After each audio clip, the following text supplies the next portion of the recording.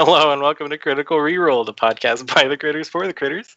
This week, my name is Matt. I'm your host this week, one of the hosts this week. Also with me are these other two goofy people. If you want to go ahead and say your names. Hello, your names. This is Dustin at GeoNerd on Twitter, and I'm trying to get fired as quickly as possible. Oh, that's one paper ruffle. That's one. Keep track. Okay. Also with us is me, Jess _JG, and I'm here putting up with these guys. Us skinky duties. Skinky duties. Is it stinky or skinky? Or does it just sound like she said skinky? No, it's skinky. At one point she said skinky doodles. I was like, That's even better for Jester, because she doodles. And she doodles shit, so it's like stinky doodles. Exactly! Haha. So what we do, we are a group of critters that wanted like a different way of giving back to the community in some way other than like art, because none of us can really do that. At least I can't. And so we started doing this, and first go around, we tried to have guests come on and talk and whatever. This time we're going to do it live, and live talk with people that want to watch with, or that watch this with us while we talk. Did y'all have any like opening things y'all wanted to talk about? Not really any opening, just the broad general sense that low-level characters and unfortunate dice rolls make for a very interesting episode. And this particular episode is sandwiched with both of those things. Both of those. Yeah. They're caught between, I don't know, blaming everything on being low level and then just terrible dice rolls. Let's see. They're still sponsored by D&D Beyond, which Dustin was playing with earlier because he has it. I need to set it up because apparently it's really cool. I haven't actually dived into it. Other thing I want to shout out is right now on Twitter, there's the big critter deck going on for critter artists. Liam's retweeted it, Matt's retweeted it. Follow that tag and just look at everybody making their own little trading cards. It'd be cool if we go ahead. Just my favorite thing is at the bottom, the stats are all cool and oh my gosh, I love the art. So many people have done really cute stuff, and some people I've even seen people do alternative art because obviously not everyone can art the same way. So I saw one person knit a monster and took a photo of it. That was really cute. But my favorite thing is on the bottom of all the cards.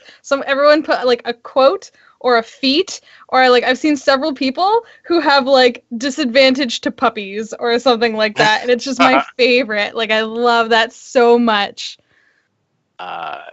Yeah, so follow that tag or go find it and make your own critter card. It'd be cool if we can print our own and hand them out if we run into each other. What's really cool though too is there is at Critter Deck, I think, and it's the Twitter account that's just collecting retweets of all those. So if you want to go look in a consolidated other than looking at the hashtag, there's definitely those two. I forget who started it, so I'm going to find their name really quick. Vylar. Did you get it? Yes. Okay. Risa Viola Hewlett. I'm going to link their Twitter real quick and the thing because they're a really good artist. There's that. And then go check out that for all your critter deck needs.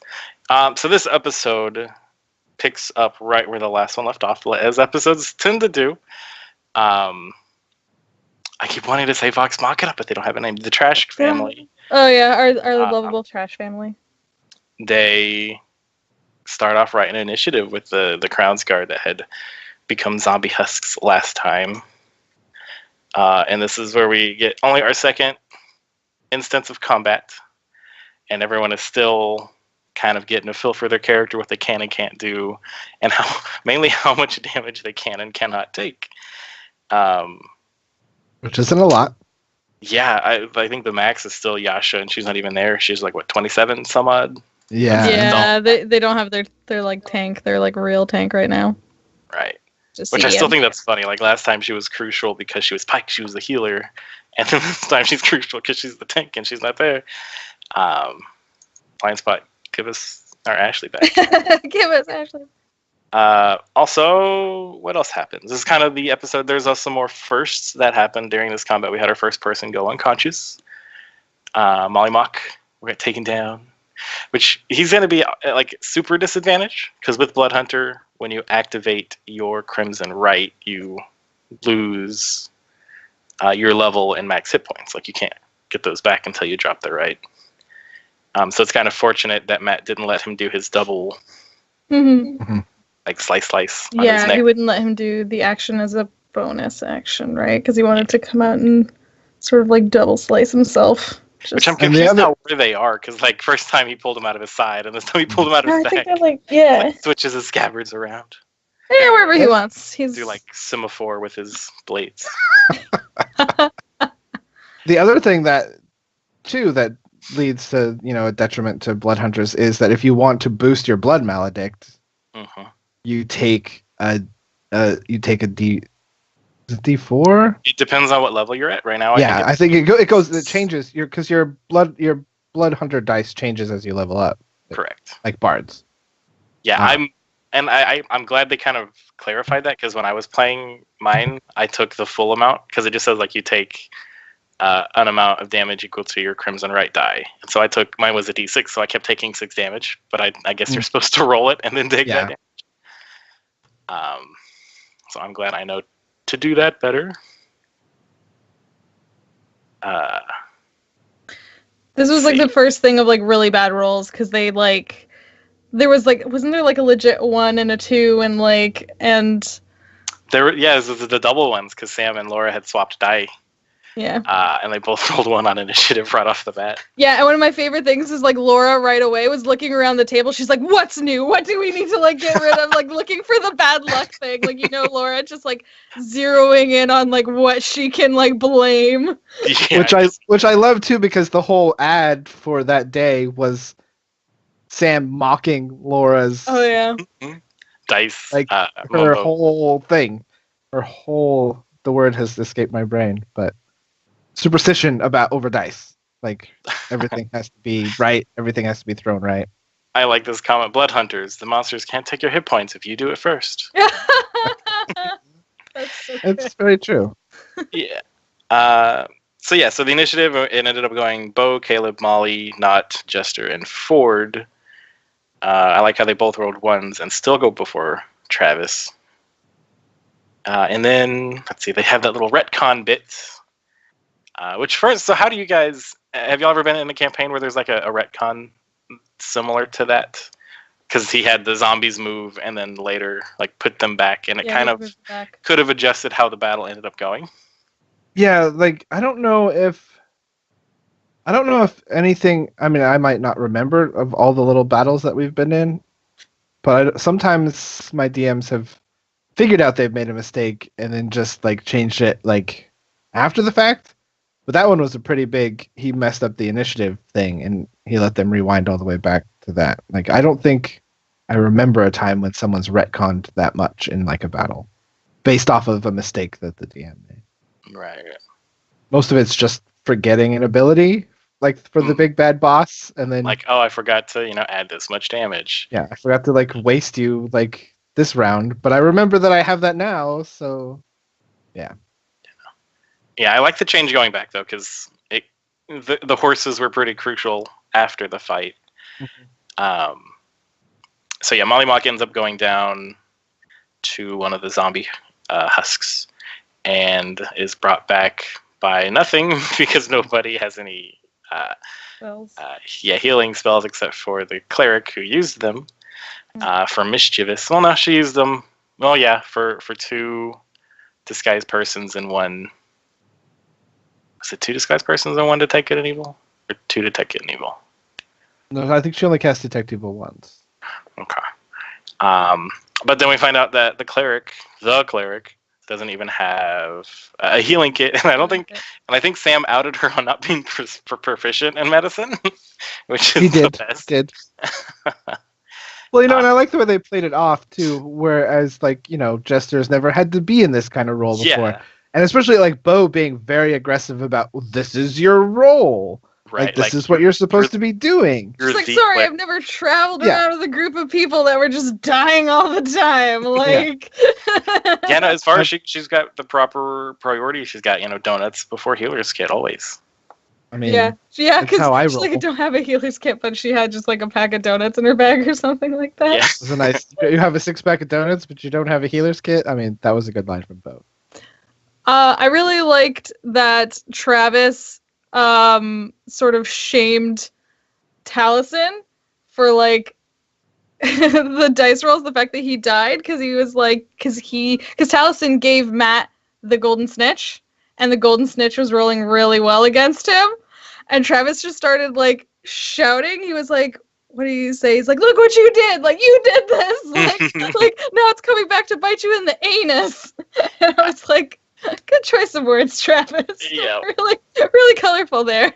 Oh, and it's like, he doesn't make mathematical sense, Taliesin, because like he'll still roll natural 20s without it, but now Matt's rolling natural 20s, so it's like, is there some sort of higher dice power out there? And what gods does Taliesin have a contract with? Probably many. I mean, it is Taliesin. He can literally cast magic. Absolutely. Conjure clown noses. Let's see. Oh, just in chat, when everyone was talking about you guys saying that she had donuts and not pack, meals before heals. Meals before heals. Amazing.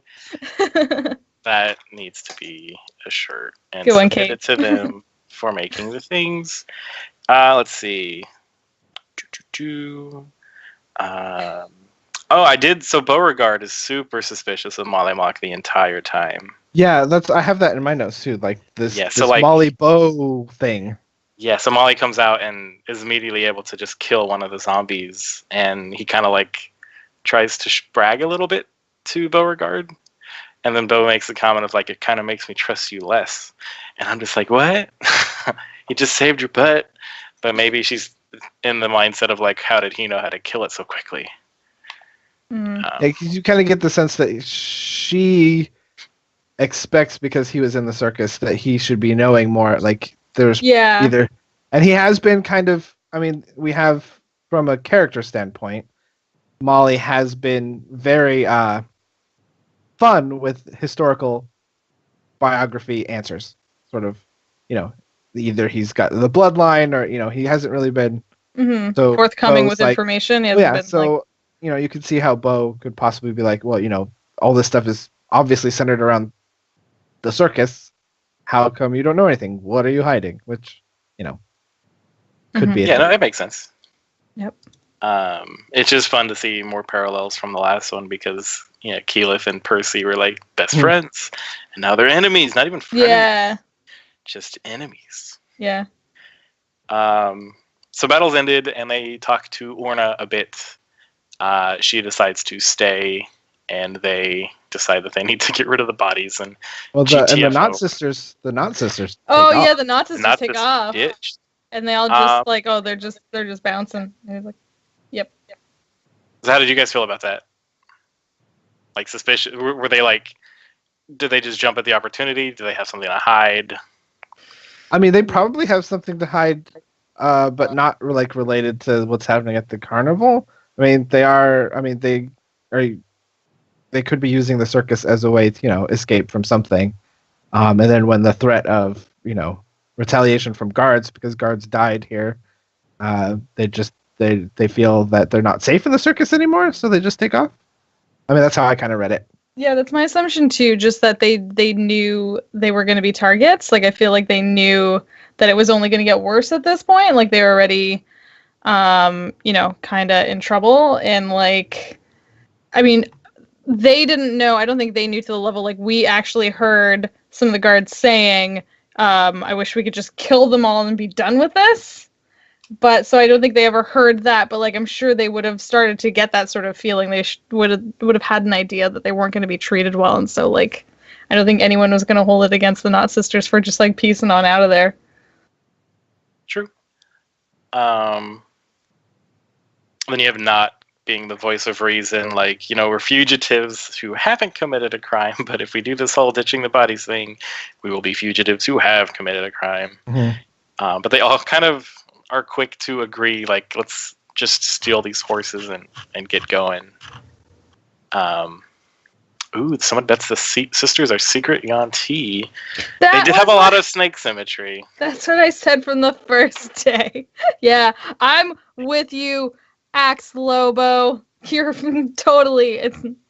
I've just said proposing several people are Yuan-ti at this point, though, but they were the first ones, and I was like, because Matt kept giving us the descriptors of them as very, like, serpentine and everything like that, and I get that they're acrobats, and, like, that was part of it, but, like, I was like, oh, secret Yuan-ti, because, I mean, they're shapeshifters and stuff, so.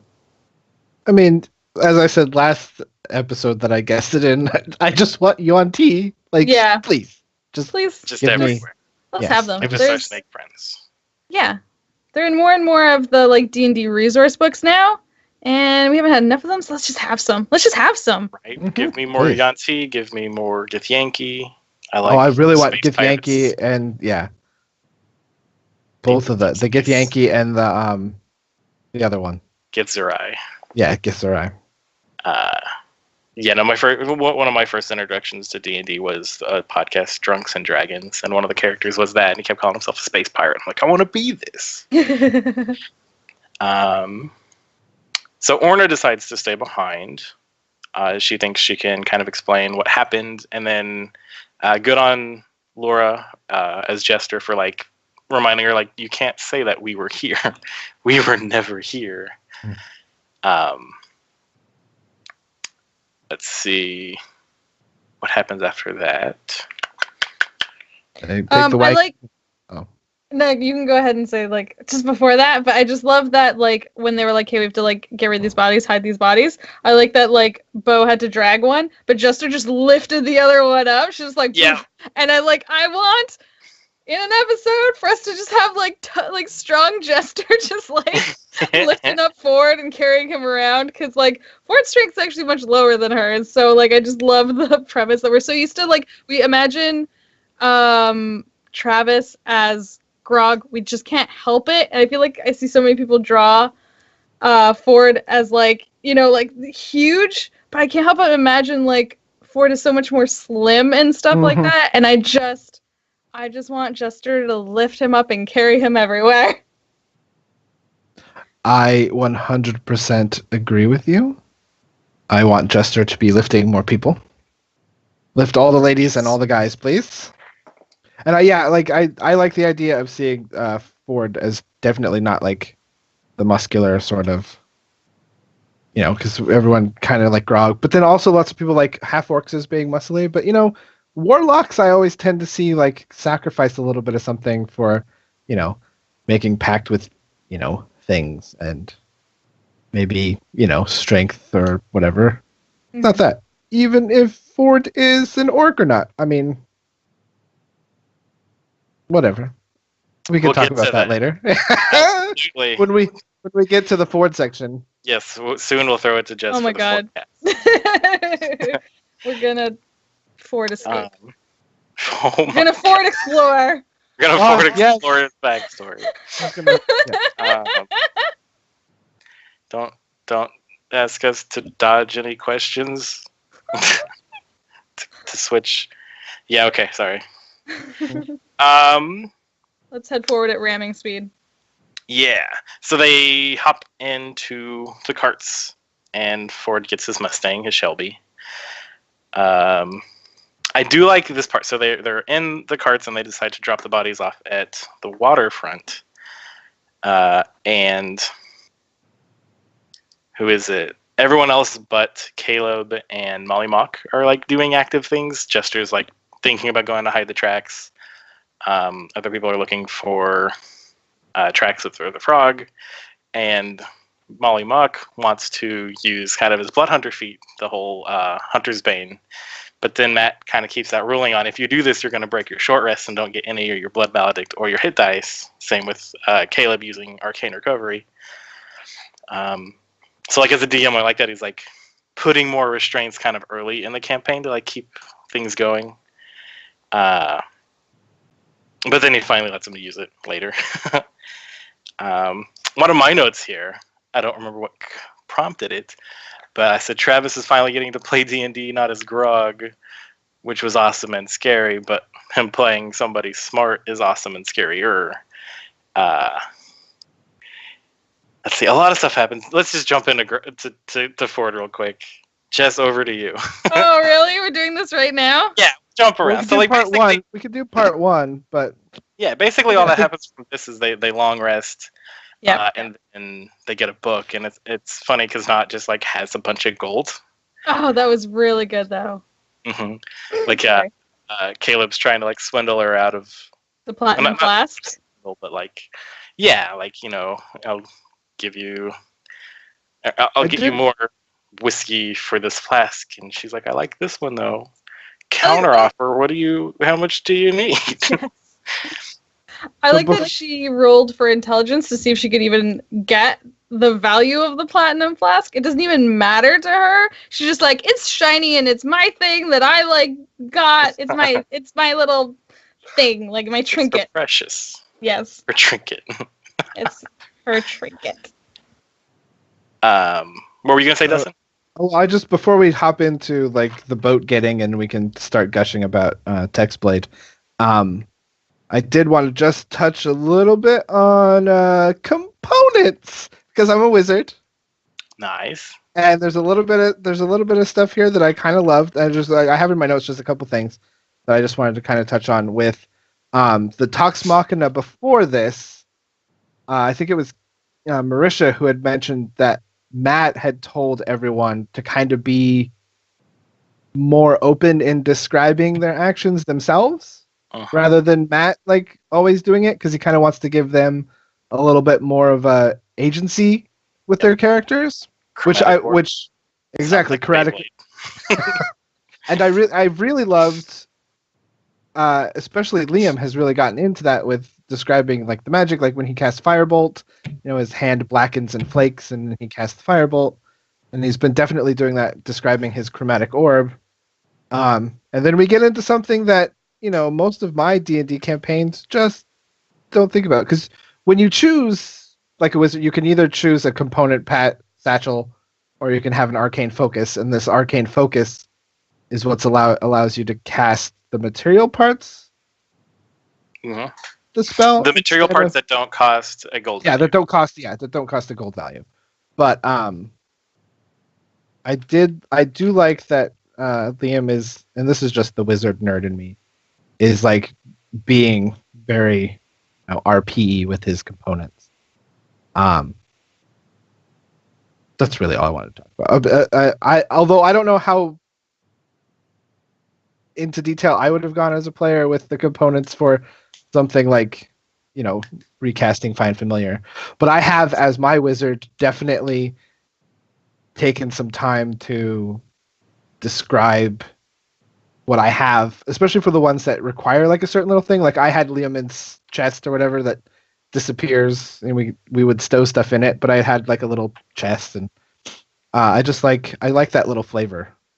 Because as like a caster, you cast these big spells, and then you're like not really doing a lot of stuff, and like melee gets to do all these like cool things. And so like as part of me, I wanted to have more like a little more power in how I described what I would do. So I definitely focused on my components and stuff like that. Whiz nerd. Kate, you're killing it. I know, Kate, you are on top of it with these. But yeah, yeah, so like find familiar. Yeah, 10 gold piece. I like that. Just seems like a lot of charcoal, incense, and herb. Is that just every time you change the form?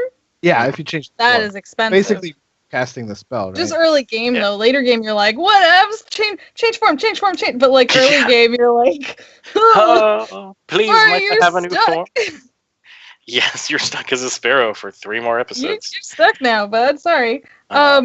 Since you're just speaking on Caleb, I'm gonna say like I wasn't having like big feels for Caleb the first like 2 episodes. To me, so far, Caleb has just been like I like him in his interactions with Not. I like him as like as monster dad, like trash dad. But in this one, I really liked seeing how excited he got about the books and stuff. I feel like we saw like a little bit of happiness and excitement because like when Not said she was gonna come with him, he was like, "Oh, you're coming too? Like this is a good day." Like just that little bit of excitement. And then when he like he got his books and he was like, "I'm so happy," and he's like, "I'm saying that as Caleb." Like he's like, that wasn't Liam, that was like Caleb. And I was like, "Oh, book nerd, Caleb." That's another thing that I really loved about Caleb. Not because I'm a whiz nerd and I have a huge soft spot for wizards, but also as my wizard, anytime we went somewhere, one of the first things out of my mouth was stick it was, "Can I roll for seeing books or finding books?" Like the professor was very into books too, so it was really neat to see how. I also love how Liam was sort of, I don't know if you would call it meta, but he was like, "What is the chances that the thing that we are trying to find is in this book right here?" I'm like, well, obviously it is in that book, but and Caleb and Jester's whole interaction is another thing that I want to talk about because we're so used to them being the twins, and even Liam was a little bit when he's trying to read the book. He's like, "Go away! No, you can't read this," and like shoves it in his groin. Yeah, you're not gonna go there. Like, I'm not afraid of dicks. Yeah, like you're not brothers and sisters anymore. She's not Vex anymore. She is, and she's seen a lot of them. If we, Yeah, according to canon. Yeah. Okay, we'll put the Fjordcast on hold for a little bit. Nice. Other first that we get this session, so he gets the book, starts reading it, and it's like a little kind of encyclopedia. He describes it of fiends and whatever. We get the first paper slip handed out, and that is where we learn the name of the beast we're chasing, which is a Nergalid, and it's one of Matt's original creations. It basically sounds like a fiend that feeds off of people from a distance somehow. And it said it had two ways. One is slow, and the target really doesn't feel like it's getting fed off of. It mentioned something about like it leaves like a corrupted something behind. I didn't really catch the word. And then there's the quick feeding where it kills you and leaves a zombie husk in its place. And the interesting thing that I got from that is that there are supposedly more to the east in a place called Jorhas. Yeah. So yeah, we get the name of the thing, not a lizard folk. And it's more confirmed by Molly with his Hunter's Bane, kind of like, oh yeah, that's the thing I've heard about. Something interesting that did happen. So they long rested and then all woke up, and each one got a knock on the door saying that they needed to come in for talking and for questioning. Except for Caleb and Not, they didn't get that knock. Well, because they haven't been really in trouble in the same way. They haven't they've been like acting like they are, and I feel like if they don't want to be in trouble, they should like separate themselves a little bit when they're around the Crown's Guard to avoid any suspicion. So, because so far Not's plan is working, or not, they're both plans working. Like they're keeping a low profile. They're not under any suspicion right now. And then that investigation ramps up when the guard bodies are discovered. Mm-hmm. And then they're like, "You're on hold on this jury duty, but there's a bigger jury duty thing happening. You guys better be here for." Right, and I thought that was really cool. So, did you guys think Matt had already planned that? So, the whole fight happens. They kill the two Crown's Guard, and then they get back, long rest, and are planning to sneak out again. And Matt describes that there's more guards. Do you think that was already planned? That Matt was going to beef up security, or did he, like, off the top of his head, decide? I imagine that he would. I imagine that he would think if they actually went back, because they didn't have to go back to the circus and initiate that fight like they did. I imagine he has that sort of in a plan. Like if they had done this, it would definitely ramp up security for the thing. Do you think it'd be different depending on how they would have, if they like would have hid the bodies elsewhere? Maybe there wouldn't be security, or like maybe what happens later. It might have taken some time. Yeah, I imagine Matt probably had some sort of like little running schedule happening time-wise, like when this kind of stuff would get there. I mean, because they slept till, 2 o'clock, because they got back around dawn. So an 8-hour rest, long rest would take them into the afternoon. So he probably had a running schedule. The man's mind is She's always working. Constantly going. I'm surprised we don't see like smoke. Unit that he sits on. It's just his brain is just a tiny elder brain. So it's just a bunch of tiny brains. He's Matt the Collective. He is Matt the Collective. So let's see. We've got Frumpkin as a sparrow now, and they send it out. And this is so other DM thing. I kind of hope he like retcons this thing because it feels too OP. So Liam's able to send the sparrow out and outside of the 100-foot radius where you're like really allowed to like control a familiar. And he's able to like see through the familiar from like great distances. I mean, it says only 100 foot, and they kind of talked it out. And I don't know. That feels like it's going to be OP if they keep using that ruling going forward that you can like see through it outside of the 100 foot. Does that make sense? No, yeah. I mean, he can't control it or like the way they ruled that day was like you can't mentally control it anymore. Yeah, he can't control it anymore. So if something happened, you can't happened. change the orders. But like you give it a plan beforehand and then continue to see through the eyes. But if anything changes, he can't re-communicate. Right. Yeah. And I don't know, just looking at it. Then they didn't really get a lot of info out of that eyelid recon, other than it's heavily wooded. And then they came back. It's just like I'd hate for that to be like abused going forward. Like it's last time it was a lot of Liam as Vax. Like I go scoot forward ahead, and we're gonna like watch me pick traps. And now I'm gonna turn into a bird and go ahead and have a quick little side adventure. I don't know, just personal gripe. But other things we learn while he's doing his old site swap is that Nott has a chemistry set. Yep, that was an interesting. Didn't make any sense to me. What did you guys think of that? I thought it was cute, but probably deadly dangerous, which proved me right. Yeah, I think when she said that she had a chemistry set, I was like, what in the world is she going to use this for? But she started making like acids, I guess, so I could see her making like acids to begin with, and then maybe like simple explosives later. Very simple. Probably some sort of like, not artificer, but like a little utilitarian like range things she can lob it. Well, and also like an acid to pour on a lock to like get into something or to break into a door or something like roguish stuff, as opposed to like you're saying like an alchemist or anything like that. Like I'm looking through the chat and there's that real interesting discussion happening. About Molly? About Molly saying that like as long as I can remember, and he really doesn't remember a lot about like before the circus thing. He's only been in it for a couple of years. Well, and Toya mentioned the fact that when she came, they came around the same time or something like that, and they both didn't talk. So that would be connected to someone, like if you didn't have a memory, if you didn't know, you know what I mean? Like if you didn't like you might forget to talk or if you're in some sort of traumatic event or something like that. Right. You know what I mean? If you're recovering from something, you might not talk for an extended period of time. And that would play into all the lies about the past. Like, if he legitimately doesn't know about his past, he's like... True. The mystery and I do like that they've caught on that, like, you've been here before, but you weren't really paying attention last time. Like, it's like the ... paying attention. It's the searching for the right words that don't give too much away. That's always... everything away.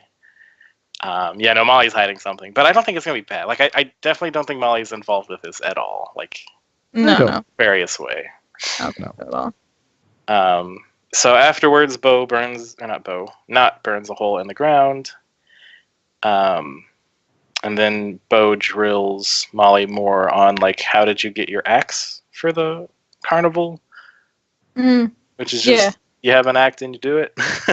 Yeah. Like, basically, whatever, like, weird skill, like, that's, like he was pointing out, like, basically, if you're in a circus, you have something weird, but, like, you're doing something, or you have a lot of time on your hands, like, because she mentioned something like that in the last episode. She was asking them, so, like, where do you guys, like, find these skills? And I guess she's never been bored before. I guess she's never been bored before, right? Like, so we learned the difference between being in a carnival and not being in one is being weird. Yes. That was another great Taliesin line. Exactly. But the whole thing, but like, why are you in the carnival? Because I'm weird. and everyone in the back is like, yeah, it tracks. And then they start attacking, like, why now? Why is there an attack now? If Calorie has been, I don't know how to say it, Calorie? I always want to say calorie. I think the problem is so many because times. it's KLY, like calorie is actually how I've seen it spelled. Yeah, like there's an L. At least on the wiki, but who knows? That's fine. I thought it was like CAL or CLA. I was saying calorie. That's fine. Calorie. But anyway. I think it's interesting. No, I think that's still a point, and I think that point remains true through the whole episode, that we still don't like why now still proves to be a legitimate question. Like it's still like even at the end, like even if we go ahead and like spoiler alert, jump into the end of the episode now, like even if we talk about the fact that like they get rid of him, why now? Like after how many years? What point was there? What benefits did you have it tag? And it goes back more to the whole like they don't want elderly or sick people, because I'm assuming once the Nergalith starts feeding, it's when you die that you become a husk, and that's why they don't want people at risk of like dying while they're being slowly fed off of. So it's like, who else in the carnival knows? Calorie could be feeding off the entire carnival. That's what I was just the slow. That's why they don't want elderly and Molly doesn't know that. Yeah, because there was the 2 feeding types, right? Yep, the slow and fast. So the slow and fast. It might have been doing the slow and accidentally this whole time. killed the old guy. Yeah. And that's why they freaked out. Because like when it happened, was it Boson or was it Desmond that like ran out and told Clowry to get the girl and protect her? Or was it Gustav? It was Goose. No, it was was it wasn't Gustav. It was it might have been Bo or I don't remember. I don't know. I just like I mean, there's another level. I feel like we're talking about Cowrie, and they decide that it's time to go find where he after they're arrested, right? And so they hop on they leave the more guarded inn. Yes, and they do that in a fun way. Travis is like so good. See, this is a good point to start talking about Travis, because that deception leading up to the point, actually, and then we can pick it up back when we get to like the actual fight. But like this deception is just what makes me so happy that we get to see Travis playing an intelligent character, because I really enjoyed. That was really good. Yeah. So what ends up happening is Ford turns into an older. He says, "Can I turn into that old man again?" Which I don't remember her turning into an old fisherman before. So this might have been before.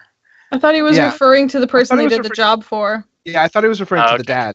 That's what the person they did the job for. But he goes and like, "Oh, I'm an old man. I need help. One of those things attacked," and pulls a crown guard away that was blocking the alleyway. And everyone's able to scramble out the door or the window, except for Caleb and Not, who go out the front door. And then while he's being followed, he does the whole like Dory thing, Finding Nemo's Dory. Yeah. Like, why are you following me? Did I do it again? Have you seen my son? Do you have any gold? Yeah. And then he gets slapped, and I have a big note, like, I don't like the Crown's Guard at all now. Well, even before. Thumbs up. They're not nice. Yeah, just even before, like, the fact that we heard in on some of them doing the whole saying, just that they were like, I don't want to sit here anymore, I don't want to do this, let's just kill them all. Like, that's not something a good person says. Right. The Crown's Guard is not filled with good people. Definitely not. But yeah, so Ford keeps that facade up and uses his feature. We find out that he's a sailor, so he has the feat where you can gain passage for yourself and your crew on a ship. And so with a little bit of wine, they procure. Yes, they procure a joyride, essentially. You get the funny bit where he's like, "If I give you money, Jester, will you go and get us? I don't trust you." Yeah, she didn't even finish. Yeah. 2 seconds. It sounds like there's echo. Is it coming from me? Well, I don't hear echo. Can anyone confirm? Okay, and we're going to talk one at a time, and I can edit this out when we post it as a podcast. Just make a note of the time. I'm gonna talk, and everybody talk now. Jess, your turn. I'm talking, I'm saying stuff, and I kind of hear an echo sometimes, but not all the time. I don't know. I don't know what to tell you. Dustin's time. I am talking, and I don't hear a thing. Okay. And now it's me. I'm talking. Does anybody in chat hear an echo? And now we wait 30 seconds for them to answer. There's a no, but a none, Matt, not none Justin. for Matt. Okay. None just We're Matt. good. Cool. So he brings back cheap wine because you can't get expensive wine, and go to somebody who you just said, I don't have any gold. Can you give us a ride? That box wine. And this is where 2 gold bold. This is where I guess part 1 happens. So Jester pulls Ford aside when Bo is going out to get drinks, and I guess Jess, if you want to take it to the Fjordcast. I mean, okay. Well, since we were just talking about his disguise, I guess we'll talk about that part. Okay. Well, basically, no, I have to jump around a whole bunch because there's a whole bunch of bits and pieces everywhere. Okay. So basically, obviously, on Ford's information card, it says half-orc. And so we're all like, oh, hey, he's a half-orc. But then everyone started to notice different things. Like, he doesn't have tusks. I mean, he's very handsome. His jaw doesn't jut out like it's supposed to. He's very slim. If you read the information on orcs, it says that they usually start at like 180 pounds and easily go into the 200s. Like, they're big. Like, and that's the half-orcs. And then there's the fact that he went down in battle and he didn't come back up at 1 HP, which is one of the racial features of a half-orc. So that's like, wait a second. There's his unusual coloring. There's his reptilian eyes. There are a number of things to suggest that Ford is not a half-orc, or at least perhaps his other half is not human. And that's something I've been wondering. I was like, well, maybe he is half-orc, but he's half something else unusual. And because of that, Matt was like, okay, well, you can't have all these amazing features from both of these categories, so we have to like take some of them out. That's a possibility. Yeah, my bad. But yeah, so it's definitely like, what is Ford like? Could he be? We do see that he does have dark vision. That was one of my things that I was like looking for. I was like, hey, what other things look sort of like green and or reptilian? I was like, could be like a green dragonborn. He has a lot of water infinity, so I was like, maybe a triton. There's lizard folk, but lizard folk don't have dark vision. Tritons don't have dark vision. Green dragonborn would be resilient to poison damage, and he got poisoned and did not take half damage. I have been looking for every little thing. I was like, I want to know this. So here's my thought. So the orc. We have a couple comments in the chat too. Oh, okay. I'm gonna put you on chat duty, Dustin. Can you handle it for me, my friend? I will handle chat. Awesome. So Yanti and Orc are on the same page in Volo. I'm about to say YOLO's in Volo's guide. I'm thinking they like kind of picked and choose from each of them, like you were kind of saying. Mm-hmm. Somebody said that he confirmed on Twitter that he forgot about resilience. I think he's lying to everybody. He could be lying. Because if you're looking at just the orc monster traits, they don't have that resilience. That's not a thing offered to just orc. That's a half-orc thing. Mm-hmm. So I'm assuming they like picked some stuff. They like got rid of the innate spellcasting because he's like so interested in spellcasting. So I don't think he's got that yet. Definitely not the immunity to poison. He might have like the menacing because that's a half-orc thing and a regular orc thing. I think he's half-orc Yanti. That's where I'm at. That's what I want. Yeah, half-orc. I want one half to be Yanti. That's what, because I'm like still, because basically I started on the Yanti with the Knot Sisters in the first episode, and then it rolled into wanting it to be Ford. Like it just continued to like, who else can be Yanti? I was like, let's have his, beautiful reptilian eyes be because he's part Yanti. And then the interesting part other than the stats is the whole when Jester's talking to him. About like, because he's just lying to everybody. Jester, and we've already established that they know each other from Port Molly or Damali. And she says, that voice almost sounded like you did in Port de Molly. I like this voice too. You can keep doing it.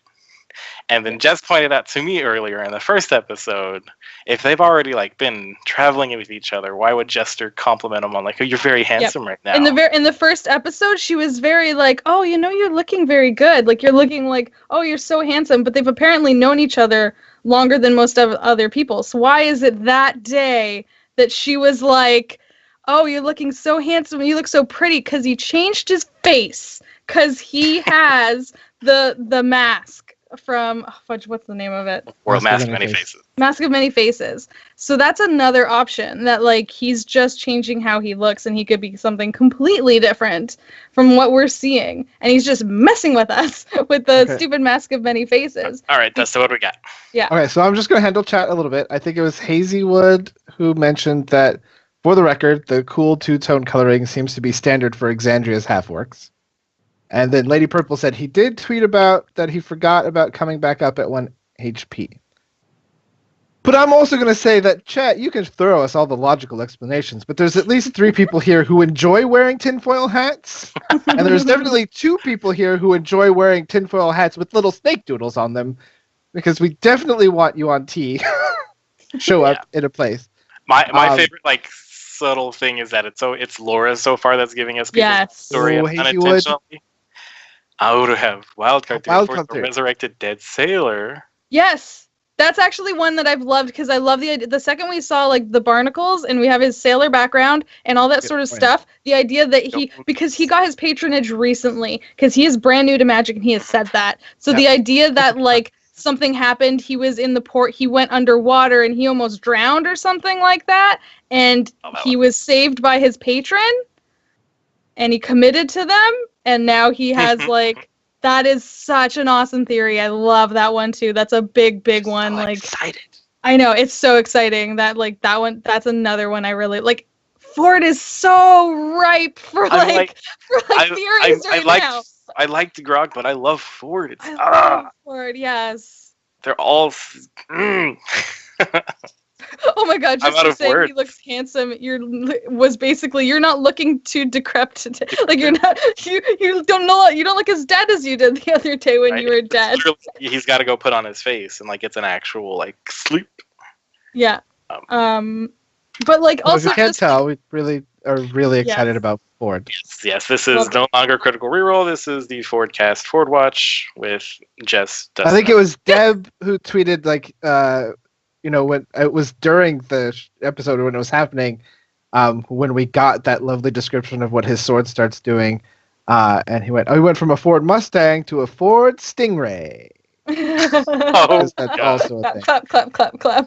Because I think it was Oogie Boogie who said, does he have Triton blood? Like, I was like, I was saying that too. That was one of the ones I was like, it'd be really great. Could he be half of 3 things? So that's something like on the list of things to look out for. If I'm sad he hasn't like get him knocked into the water, and then we'll see. Because if he has swim speed, he's either lizard folk or Triton. If he can breathe, like if he can hold his breath underwater or anything like that, those are all indicators. I just want someone push him in the water. If Jess was playing in this game, her PC would have just pushed Ford in by now. If ever Jess had guested on Critical Role, that's exactly what she would do with her character. Is just like start throwing things at Jess's character. Half seahorse. Half orc, half seahorse. So do we want to? Because I want to kind of talk about like what we were talking about before we started with the confusion about X-Blade and what exactly your patron is. Do we want to touch on that a little bit? Because I'm still like, I still don't end with fight completely. Well, I mean, they go to the docks. They find out that there's 2 islands. One is a small island that is shite. The other is a large island that's called Crooked Stone. And there used to be a witch that lived there hundreds of years ago. No one goes to Crooked Stone. And that's where... That can't possibly be where the big bad is. Yeah, like, Matt's not like, this is Dungeons and Dragons for low level. Here's your story. You're going to this island. Yeah. I do like met more focusing on rules again with people like consecutive, like, yo, you failed the perception. I'm going to try. You failed. I tried. I like that too. It's like, okay, enough of that, like watching someone fail and trying to make it fit. Because that happens in almost like everybody's campaign. Like even in my games, it's always been like someone fails the thing and then a couple other people like, oh, well, I'm going to try it now. I'm like, but like I always try to think like, would the professor like do that? Like if he's not doing it actively, I'm not going to do it to try and save our butts. Do you really like in a situation, if you weren't already looking, would you know to be like, oh no, that person failed their perception check. I should be more perceptive right now. Right. It's like, oh, my modifier is higher than you, but I wasn't paying attention. But I'm gonna roll anyway. Yeah. I like that limit. I do like that too. Yeah, I like that he's like doing the more. You can help them and give one person advantage because that's like unestablished like D&D rule. Well, yeah, and I think that's nice because like I try and do that in my campaigns. I usually describe to my DM that I'm going to help them do something because that is a nice action that you can take, which is super useful. You should all go look at like all the different things, like interact with an object or help, because you can give somebody advantage on their attack roll by distracting them, taking the help action. Dungeons and Dragons is cool, y'all. So then they go to break. They come back and they've lied to the guy about why they're going there, saying that they're going on a picnic, going frog digging, or a possible orgy. Play a nice little game of telephone as they're walking through, and they're like, the shells have been eaten, or whatever. Which turns into like the veil has been something. Veil is covered in flour. Yeah. And then they see a ruined house that is definitely not a witch hut. I like that they kept pushing, and he was like, "Do you want witches? I will give you witches." Like, I got a book. It's got witches in it. Yep. Roll 1d6 witches. That's where we get to initiative. So now, what were you were saying more about the Hexblade? Well, so like we were having this discussion because the description of it is kind of vague on like what actually you're taking as a patron. Because in here, if I pull up D&D Beyond, sponsor of Critical Role, not a sponsor of Critical ReRoll. Or if you go to page 55 on your Xanthar's Guide. Yeah. Yes. You have made your pact with a mysterious entity from the Shadowfell, a force that manifests itself in sentient weapons carved from the stuff of shadow. Blah, blah, blah, Black Razor. The shadowy force behind these weapons can offer power to warlocks who offer pacts with it. Many Hexblade warlocks create weapons that emulate those formed in the Shadowfell. Others forgo such arms, content to weave the dark magic of that plane into their spellcasting. So, by this description, you're making a pact with a mysterious entity of the Shadowfell that tends to manifest itself in sentient weapons. Because I'm making a Hexblade for my new campaign, and like we're taking it more as like sort of like the spirit of a sentient weapon is like I'm making the pact with. But yeah, so like what? And there was a couple of people on Twitter who were tweeting at me, I think, because I was asking a question, and someone had mentioned what was it? I forgot the name of the weapon. Delve? Whelm? No, Whelm is the dwarf warhammer. Oh god, the trident. We were just looking at it. Drown. We were just drown. Yeah, so, if you have Prince of the Apocalypse, that's like a sentient weapon. Is it? It's not sentient. It's just like cursed. Yeah, cursed, super cursed. And like the more after you attune to it, you start growing barnacles on yourself. Is it Wave? I thought it was. Was it Wave? I feel like there's another one called Wave, but the one in the book I looked up is called Drown. I don't know about Wave. Because someone tweeted at me Whelm, and I looked up Whelm, and I'm like, wait, that's a dwarf warhammer. But yeah, so it's confusing on whether or not you are in possession of the sentient item, or you're just somehow in touch with the spirit that can make itself a sentient item. Which is the nice part about D&D is you can, imagination. But Thank you, Canada guy. Waves the weapon, drowns the prince. Cool. I love that it's a trident, though. I keep wanting to use them more in D&D. That's cool. But yeah, Hexblade, it's a cool class, but it's so vaguely written at the beginning, because then you get to like pick your patron later for just standard warlock stuff. So it's like, your boons, your pact boons. Oh, right. Because you've already paid. Yeah, because you already have a patron. You start a patron at level 1, and then your packed boons. And then, like, with the Hexblade, you can make any weapon kind of like your Hex weapon at that time. Or, like, if you take Pact of the Blade, you literally can just summon a weapon. Mm-hmm. Or you can take a weapon that you already have and form a bond with it so that you can summon it to you whenever. But yeah, like, so we get that in the battle, Matt, like, goes into this very wonderful description of his sword, and like Travis, like, I think Travis like initiates it and then like leaves it to Matt to describe what happens, and like everyone is just like, what? Yeah, he's just like, I use my Hexblade's curse, and it's like Matt's turn to shine, like he always does, and describe everything, and you just like sit there, and Travis is like, hell yeah, and everyone's like, whoa. So we obviously aren't really quite sure. Like, I'm not sure like what this patron could be. We know it's definitely tied to water and his time as a sailor. Is that 3 paper shuffles? Dang it. Look, I understand why. Well, it's like just a really fun thing to do. Like, sorry. No, it's interesting. So like, yeah, he describes it. It takes on a shimmer that it didn't have earlier, and barnacles grow on the hilt, and it kind of looks like it's just been pulled out of the water and it's constantly dripping. I just love that it's water. That's like my element. I'm so happy. That dark water. Dark water. Glass His shark. patron is a glass shark. One of the things at the beginning I thought was interesting, because the toad gets to go first, I think, or at least when Clowry gets to go. Yeah. He's like, sing for us, stop them. Why is he saying us? Are there more toads? Are there other things listening? What's up with Toya? Like I thought, like, I don't know what you guys thought. Like, we could get each of our perspectives going into this battle. Like, when they caught up, did you expect Toya to be on the side that she was? Because I was like, well, but Matt described her as being very fearful and stuff like that, so she might have legitimately be like either under his spell. True. Or we don't like get much out of her. Afraid of him. Like, we don't get anything from her except that like she's apparently like singing and terrified, and like I think she's just doing what she's told. So there's still every opportunity for her to be an innocent victim. These are ruffians that they don't know, that aren't the carnival folk. You know, what are they here for? She might not even know that he's bad or been feeding off of her. Someone pointed out that her voice was like hoarse, like.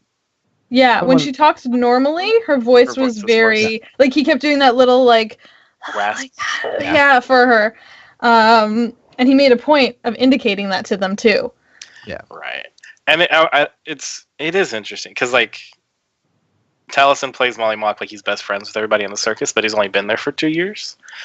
And Toya and Clowry obviously have a bond because like they sleep in the same tent, they do the performance together.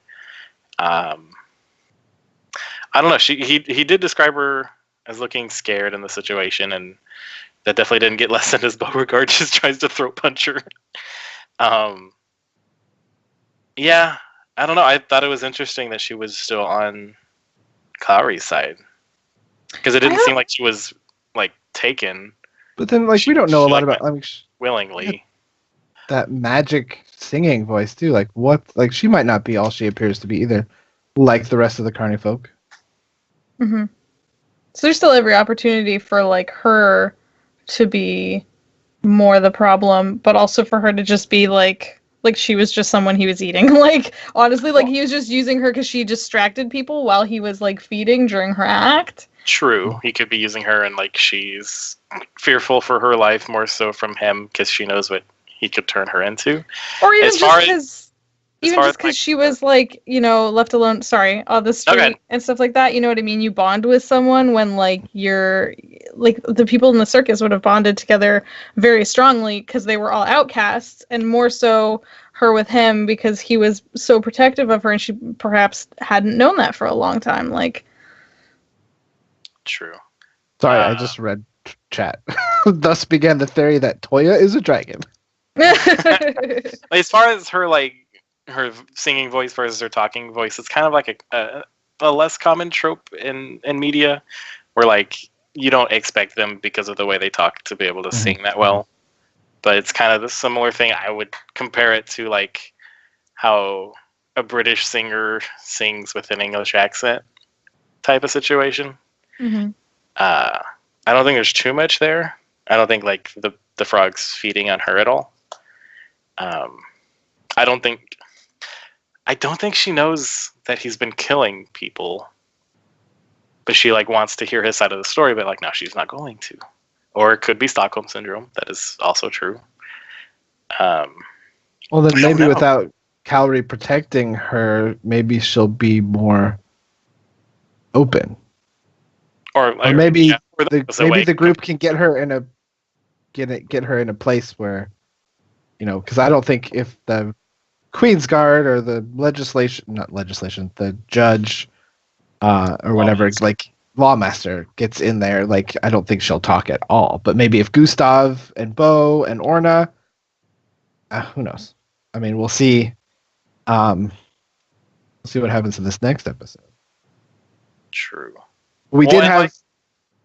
Oh, sorry. Go ahead. Now I feel, because reading it again, yeah, when Bo took out Toya, Clary did seem very distraught. So now I'm like, did they kill the wrong thing? Was it an accident that he turned him? And like, I don't know now. It could be fun. Yeah, they were just. She have control over him.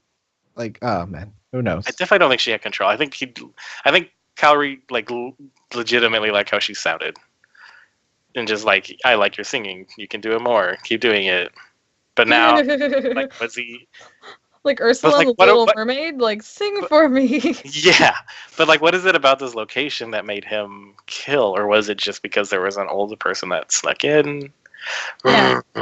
I think I said this the last time we were talking, that I was wondering if, because we're starting a new mission, like a new campaign with new characters, if Matt would start with a fairly straightforward story where like the guy that looks like a bad guy is the bad guy. Mm-hmm. But then on the other hand, I can never fully trust that because it's Matt. Like, I just can't trust that fully, like, because it's Matt. I can't help but feel like there's an underlying story here, and like we might find out like it was not their fault, or like maybe he was bad but she's not. Like, I feel like there's still more to come. Or like, and once again, why did it happen now? Was it something about this town? Was it something about these guards? Was it something about like the lake that they're on?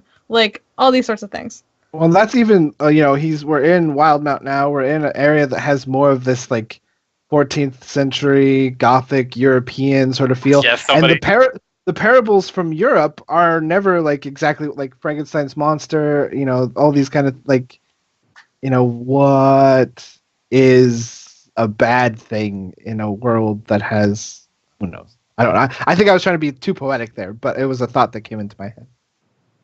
True. Yeah, Molly does seem very protective. I don't think any of the player characters would like plot with Matt this early on like being like an early evil character. Like, I legitimately don't think Molly has any idea what the hell's going on. He's just being protective of this girl that he's known for 2 years. Circus, like, it's because they're family. Yeah. So what did you guys think Toyo was? Because she has a song. I meant to look up, and I didn't look up any monsters. I initially thought she was a bard that went College of the Maestro. And that's his college that he set up. But when I went through and looked at it, nothing imposed disadvantage on attack rolls to everybody. So what were you guys' thoughts on what she was doing? Because he described it as like a haunting tune. Yeah, I wasn't. I mean, I assume it's some sort of creative Mercer thing. But is it like some sort of feature? Is she not a dwarf?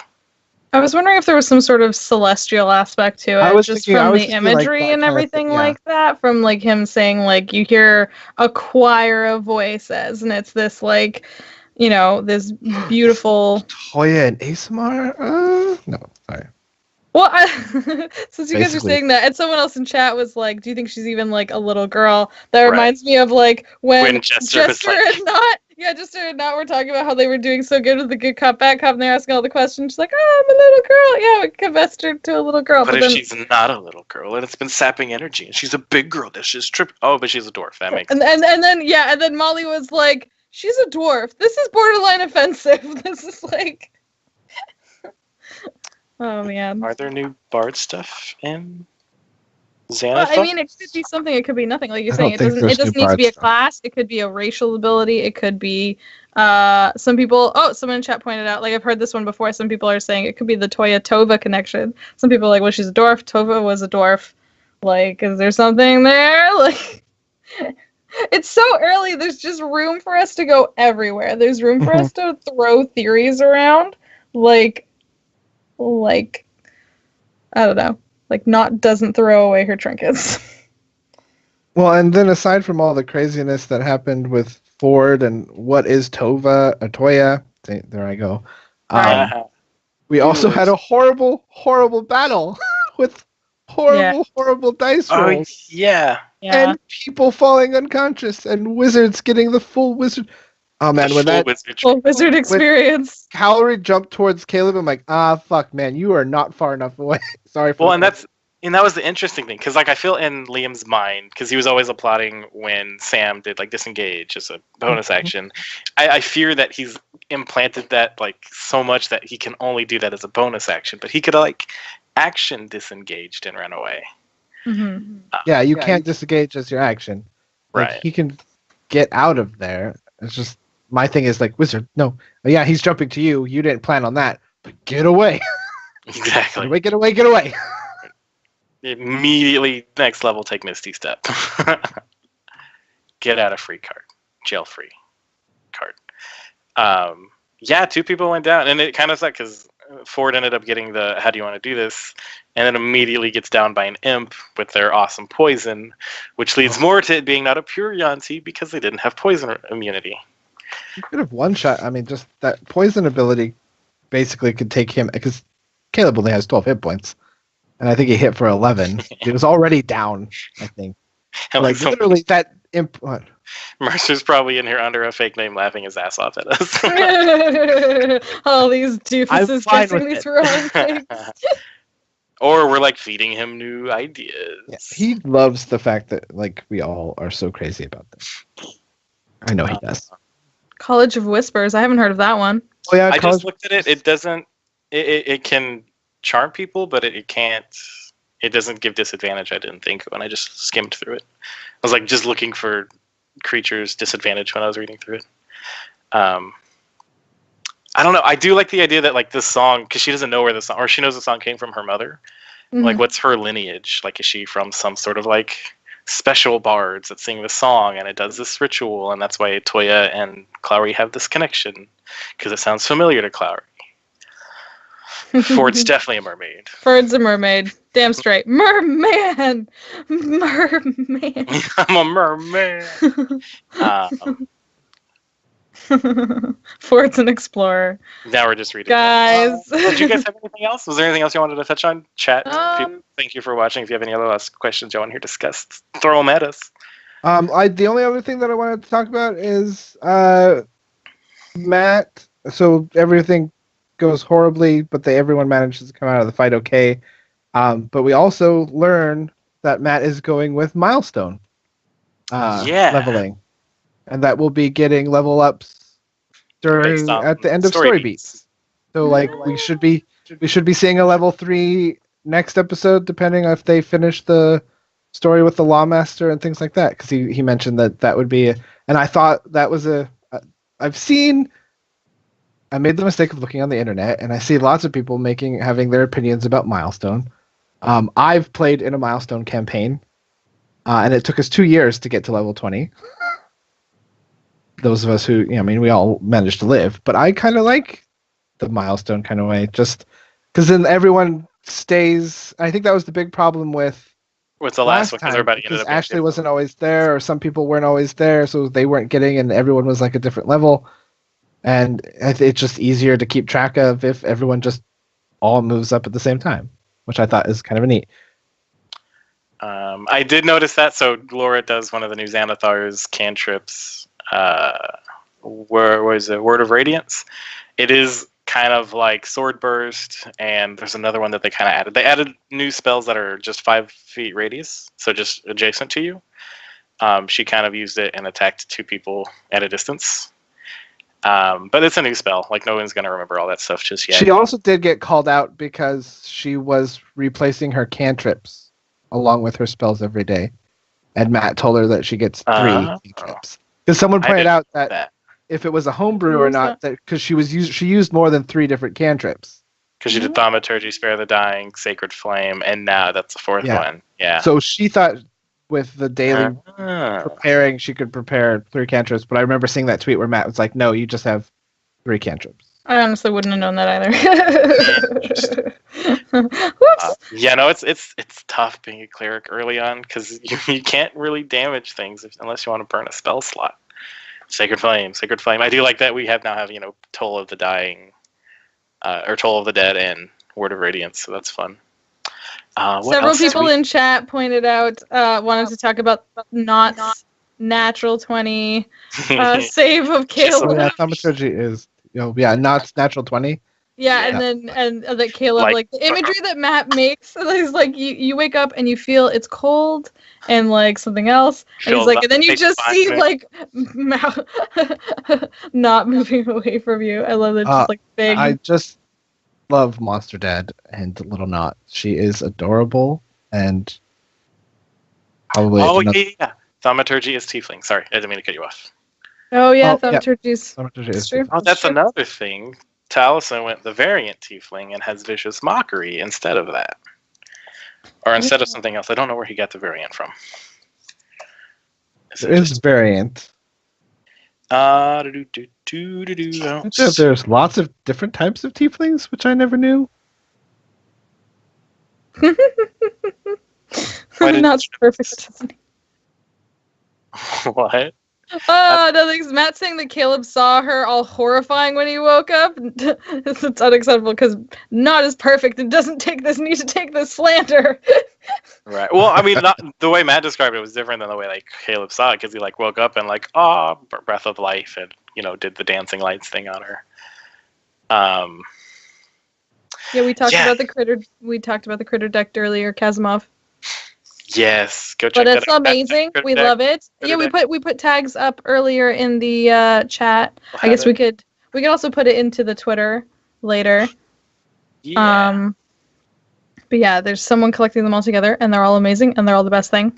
And I love all the feats. Let's see what else we got. Wait, I wanted to point out. I know I've been all Ford crazy, but Ford being the new Vax and sauntering away. And I hope that is a thing. I hope that continues. And anytime he's just done with them, I saunter away. I hope he changes it more, workshops it. I'm excited to see when Ashley comes back what her I would like to rage is gonna be. Because I feel like she's keeping a notebook of I don't like how that sounds. I mosey off, something like that. I mosey down yonder. Forward loco David. It was in my notes, Hazywood. Mods, if you have any mods in the chat. 4 minutes of semen and masturbation jokes. That did go on. And then it carried on when he's like, I'm going to go upstairs and read a book for about an hour and 10 minutes. What's the 10 minutes for? And then he does the question Matt, can I be a speed reader? And am I a speed beater? It's just to remind you that it doesn't matter how old you are, you can revert back to being a teenager or at any time. Oh man. Well, I think we're kind of wrapped up. Do y'all see anything else? Sweet Goblin Daughter, attack and protect. I did like that. Anytime Caleb gets in trouble, Knott's right there. She jumped at the face of the monster, protecting it with her body. Yeah, that was good. Yeah. I like that she was protecting him and then didn't even look at where she was shooting. He got a natural one. It was more important that she was taking care of her book dad. Trash dad. Sometimes the dice just know how to tell the story. One other note is I like how in this campaign Laura and Travis have swapped. So last one, Vex was all proper every now and again, and Grog was super gross, and now Jester's super gross is reaching into the frog. Oh god, what the name? Nergblend. I just closed my notes. The nerf herder. The Nergalid. She like reaches in, finds like an extra skin sack, and pulls out some pretty rings and gems and coin. And usually you hear when Travis says something gross, Laura says, that's foul. And then Travis got to throw that back at her this episode. I don't know. I just thought that was fun.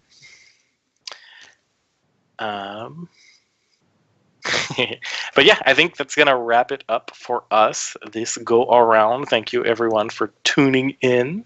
Thank you. My name is Matt. You can find me on Twitter if you like me at Matt Abernathy. Matt_Abernathy.